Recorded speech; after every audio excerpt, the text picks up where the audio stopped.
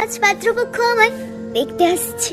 মা সকাল থেকে বারবার বলছে মুখে ফেস প্যাক লাগা, হলুদ বেটে লাগা। বাবা বলে দিয়েছে আগের 13টা পাত্র হাতছাড়া হয়েছে গায়ের রঙের কারণে, এই পাত্র যেন হাতছাড়া না হয়। মা সুন্দর শাড়ি গয়না সব এনে দিল। পাত্রপক্ষ আমার বাড়িতে এসে গেছে, আমি তৈরি হচ্ছি তাদের সামনে যাওয়ার জন্য। শুনতে পাচ্ছি বাবা বলছে মেয়েরা আমার সব ভালো, শুধু গায়ের রংটা যা একটু কালো। আমাকে দেখেই পাত্র বলল আচ্ছা আমাকে পছন্দ তোমার?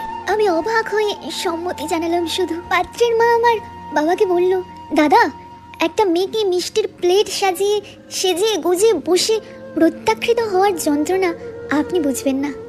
যদি মনে হয় বিয়েটা হওয়ার সম্ভাবনা আছে তবেই পাত্র দেখতে আসুন, না হলে শুধু শুধু একটা মেয়েকে অনেক অপমান সহ্য করতে হবে আপনার থেকে প্রত্যাখ্যিত হওয়ার কারণে।